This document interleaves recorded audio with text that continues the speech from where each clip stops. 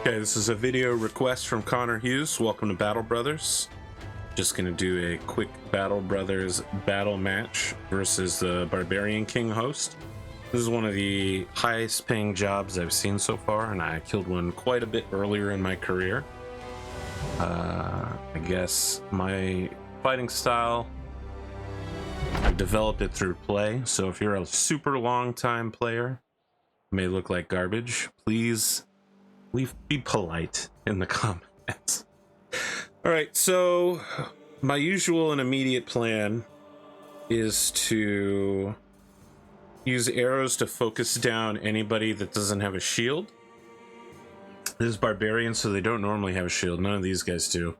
None of their armor seems particularly special, except for the Barbarian King and the Unhold. So this is a troll. It's going to recover hit points every turn, a significant amount. Fortunately, it's on the side of the battlefield with my cleaver user.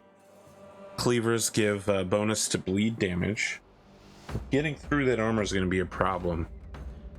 I think in order to overcome this fight with everyone alive, I am going to need to unleash my War Dog Squadron at a key moment. So the way Battle Brothers battle system works is that the more friends you have around you, the better off you are. And the more enemies you have around you, the easier you are to hit, the sooner you'll break and run. So disrupting the enemies so they aren't standing in a line like I am makes it much easier to individually focus them down and cause them to break and run eventually. So I'm just gonna get in here and commit because I want to force my way towards that Unhold. So I have an ability on Hasso here called Berserk. Whenever I kill somebody, the first time I kill somebody, I get a certain amount of action points back. This is the thing, I could force him to keep moving forward, and I think I am, and that will make him the center point of my formation. I'm deploying the War Dog.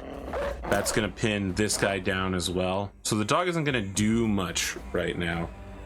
You can see that the armored Unhold has a lot of armor on it, and the dogs don't do well against armor. They do much better against people who are exposed. So this northern line, rather than fight the Unhold, is now going to beeline directly for the Beastmaster, try to take him out. And I'd like to get somebody locked in combat with the Barbarian King that has a shield. We're gonna keep deploying beasts. I really was hoping I wouldn't have to do that this early, but I'm an agent of chaos. So if we need somebody loose to get a shield, that means you can go here. This guy will go on the back line. This guy goes on the front line. So he wants to move up rather than down. That was a great hit. That was also a good hit. That was some pretty good luck to start with. Luck is an important skill. Alright, so that blue flag means that we're extra bold and confident. No flag means that you're just normal. One flag, like this Unhold, means that you're wavering. Two flags means that you're about to break. And a solid white flag means that you're in retreat and can no longer do anything. Each level of confidence lowers your skill by like 10%, I think. I won't commit to saying that that's the correct number. 13. All right, so taking care of this guy is pretty important, but I have the best chance to hit this dude, so I'm just gonna focus him down. Okay, that's not the worst thing that could have happened here. It does mean that my shield line is gonna get pretty involved here. Good, that's exactly... Oh, holy cow, these dogs, man. I really don't like the sound of the dogs dying, and I don't like the idea of being like some sort of brutal dog master or any of these horrifying people that do dog fights, right? But in this game, unleashing dogs gives you a pretty huge advantage. They're expensive. They're like 400 a piece, but they can really... I forgot to change this guy after the last battle. Back to bow. That will cost me. If I can sit this guy right here, perfect. This is my most heavily armored soldier, Friedrich, and if I can get him against the Barbarian King, I can hold the Barbarian King in place. So your chance of looting something, especially armor, is based on the percentage of it remaining. So if you completely whittle somebody's armor down, there's no chance you'll recover it. This guy is wearing extremely good armor.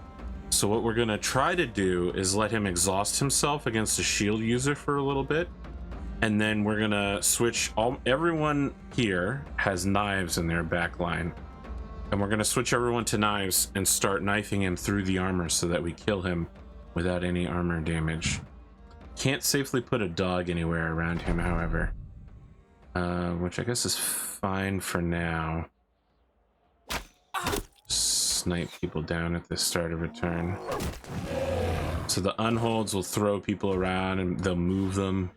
This guy's throwing axes. Perfect. Okay, we've got that guy locked down. He's got a whip, which is a 3-range weapon. And you can use it to disarm people. You can use it to hit them in the face. It's really bad to let a whip user go unanswered. Yeah, see, he's really trying to get in there. Alright. So this is a stun. I really would have preferred that was successful, but it is what it is.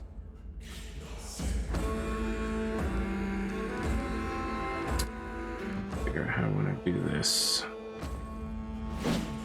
Okay, well.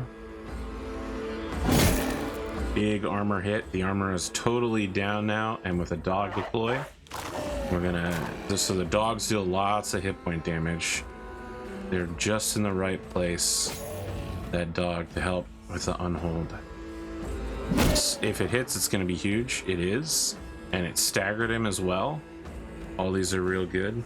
So hammer is perfect, and this guy came at the perfect time. This is the cleaver. This is a crypt cleaver. It's a unique weapon.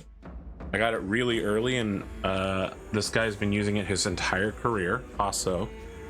And as I mentioned, it does extra bleed, which means it's super effective against these guys. Oh boy. He doesn't have enough fatigue because he's taken some wounds throughout his career. His fatigue is very low compared to what it should be. So normally he'd be able to double attack, but he has a collapsed lung on top of several other injuries. But boy, man, when even that one hit's already got him bleeding and wavering. All right, so I'm gonna park this guy in the second line so he can fire directly over without penalty onto the unhold. What's really going to happen is the unhold's gonna punch these 3 guys. They're gonna go flying, and then he's gonna jump in and try to kill the archer. But I'm trying to hold out hope that that doesn't happen. Okay, need things that will stun him or hold him in place, and that's, for now, that's just gonna be this.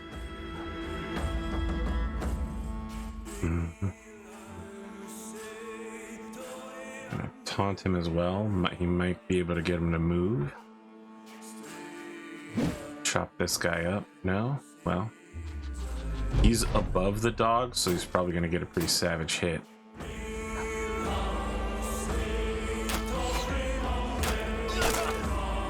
Oh, something broke there. Oh, his shield broke. That's what it was.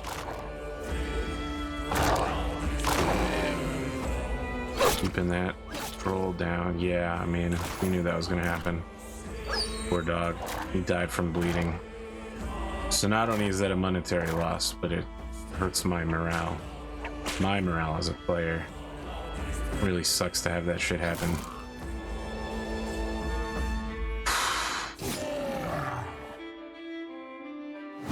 I mean, this battlefield could be covered with dogs, but it's so risky to do that when I'm trying to keep everything in control. Ah, I got a double attack that time. Didn't quite, but there we go. Alright. And we're gonna pummel this guy. Punish him for a stupid lash.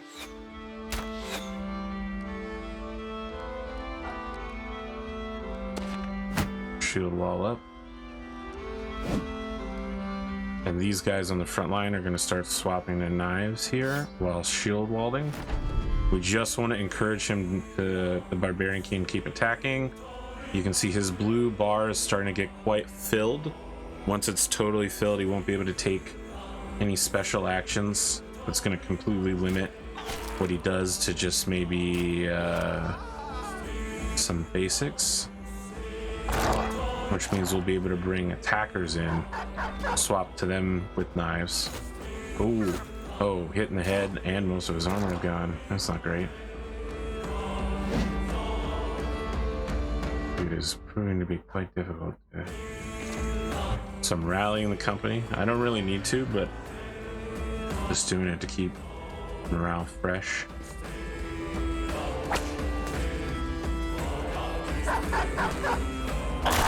Good. That's where I want you at, bud. Okay, here we go for a stun again. That time it was successful. He's gonna skip his turn now.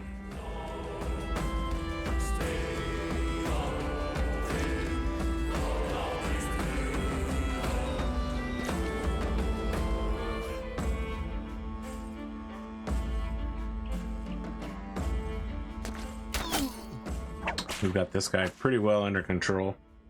He's mostly surrounded. There's going to be a lot of high accuracy hits against him because of so many people in base contact with him. This dude, he's incredible. All right. So maybe the thing to do here is taunt, shield wall. So we're going to be using a skill called Puncture.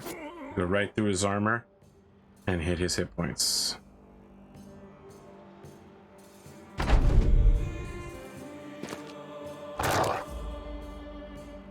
Get him, boys.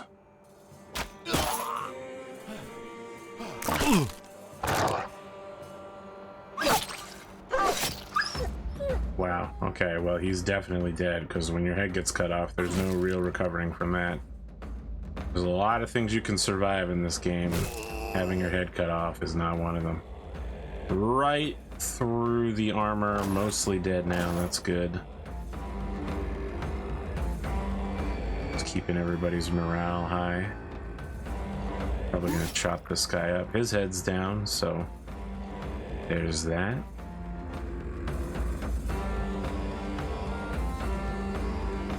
This guy's gonna join in the fun with everybody else. I probably don't have, yeah, I didn't have enough. Didn't think I would. I keep trying to keep him stun locked. Not actually the best at doing that.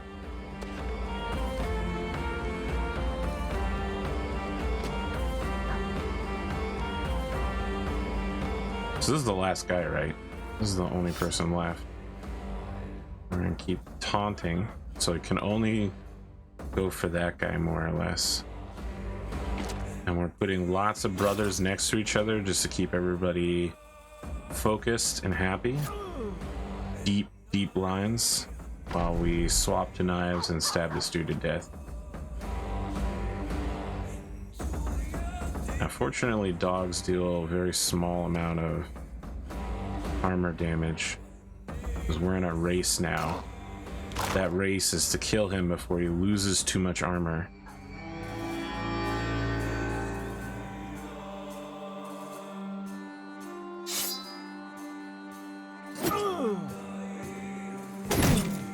Stunned again. So we're just gonna skip this whole turn. Ah, I should have swapped that guy's weapon. Fine, we're doing quite alright. This dude doesn't have enough to puncture, costs too much, so he's just gonna hang out for a turn. Just bouncing off the armor.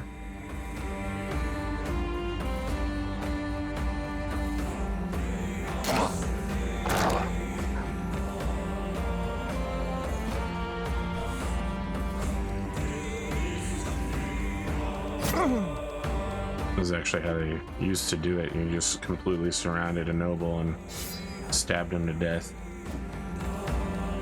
Probably terrifying. Hugely risky as well. I'm hoping we're bringing that armor home. And we are 270 at minus 39. It's a pretty high fatigue cost. I have an armor that's 330 at 40. So this is actually pretty high fatigue. But the you know, a 270 cap is very, very high. I know 300 is standard on the highest end armors, but those are barely even available right now in the game for me. So this is quite high. It looks like I also got his helm, which is a 250, which is good. These are going to be repaired and sold. This as well will be repaired and sold, so it's big money for what I had to do here. So on top of being paid basically like 4,000, which is quite a bit of money, it would be enough to hire a full rank of Battle Brothers, a full 12 just on that. I got some of the top end gear, close to top end, I would say high, medium to low top end gear, which will make a big difference for me. I also got some sellables, so pretty nice. Maybe you want to be a Battle Brother too. I deeply enjoy this game. It's super excellent. For me, it's a lot like XCOM. We are going to need to replace the dogs, and a lot of the troop is injured. One of them has like lost an ear. No one took any permanent injuries though, which is always nice. So, and some people came out of that fight feeling great. High level of satisfaction. So, yeah. If you enjoyed this, thank ConorHughes for the idea to make this video. It's completely his fault. And have a good time zone.